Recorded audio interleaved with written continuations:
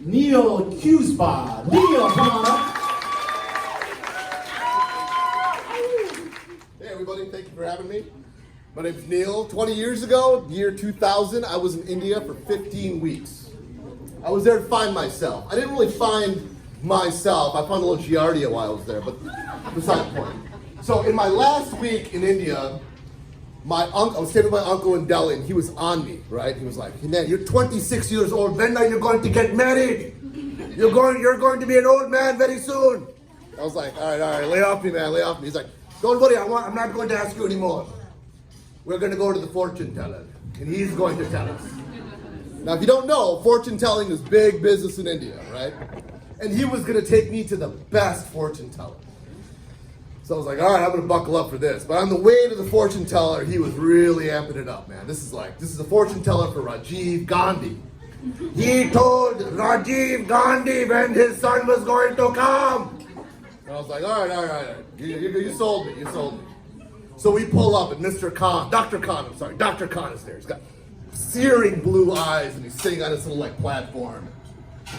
So I go and I sit right in front of him, I'm looking up at him, and he's just really crazy looking dude. He's bald, he's old, he's not really looking at me, he's kind of looking away from me. And so my uncle is finagling, haggling, how much it's gonna cost to get the intel, and he's talking about marriage, and how's my wife gonna be, and what she's gonna be doing. And he's giving her all this, and I could really care less, because I'm 26, and I just wanna live my life. But then he asked me, he says, "What do you wanna know? You want to know something?" I said, "Yeah, I do wanna know something, actually." Now, the important part of the story is that my grandmother came to raise me when I was born, basically, right? In birth. And she was the most important thing in my life. And she was getting old. And I wanted to know how long my grandma was going to live for. That was a big deal to me. So that was a big thing that came to my mind, the first thing that came to my mind. So I said, "Yeah, Dr. Khan, you know what? One thing I really want to know is how long is my grandma going to live?" And he asked me some questions. When was she born? Where was she born? And all these things. And I said, "Yeah, well, I kind of have a vague idea, blah, blah, blah." And so he looked out for the distance.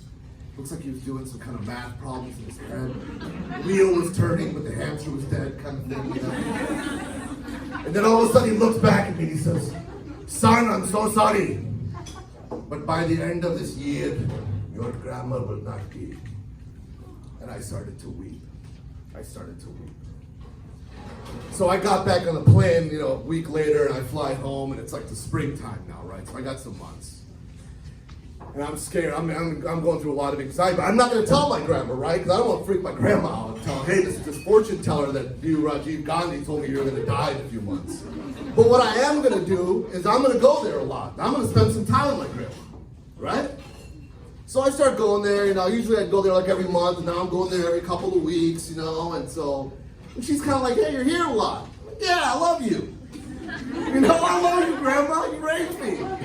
She's like, "Okay, it's a lot of cooking, but that's cool." She's 82 years old, 83 years old. And so she's shuffling around, trying to get to the kitchen and hurry up and get her food. So I'm like, all right, whatever. So now, fast forward to fall. I'm there every week. She's got no eyebrows left. She's been blazing cooking all week. She's worried, she's got to get ready for her grandson. And she's like, "What the hell are you doing here all the time?" And I'm like, "I love you, I love you, and I need to be near you right now." So now come December, okay? Come December. I called my grandma one day, and she sounds terrible. She's got a cold. I said, "Grandma, what's up?" She said, "I don't feel right. I got cold." I got my shit together and I ran down there. I cruised down there. "What are you doing?" I said, "I'm coming right now." No, it's just a call. I said, "No, I'm coming right now." So I get down there, I break in. "Oh, okay, everything okay?" Yeah. So I sit down on the couch. I'm not trying to alarm her. Remember, I know some things at this point. So we're watching the TV and we're hanging out. I'm holding her hand, thinking this is my last few moments maybe with my grandma. And she's like, "I got to go to the bathroom." I was like, "Okay, no problem. Go to the bathroom." She's in the bathroom, but she's in there forever. And I'm like, Jesus, what is she doing in there? So I'm sweating, man. So I'm anxious. So I go up to the bathroom and I start listening at the door, I'm listening at the door. I'm like, is she in there? All of a sudden I hear this, "Tika karam. Dala, busha mordan karam. Takas. Kasi dafa." This means, I'm trying to take a shit. And I can hear you breathing on the other side of the door. What the hell is wrong with you? Go sit down. So I go back to the couch with egg on my face, I feel like a total idiot. A few minutes later, she comes shuffling out. It takes her forever to cross the family room. She looks at me and she says, "What the hell are you doing? I'm trying to take a dump and you're listening at the door." I said, "Listen, I'm really worried about you. You're in your 80s now." She says, "Listen, nobody knows when we're going to go. You could die right now when you walk out of this room. Some things are better left unknown." Incidentally, Dr. Khan died 10 years ago with a sudden heart attack. Wait, my grandma died 2 months ago at 103 years old.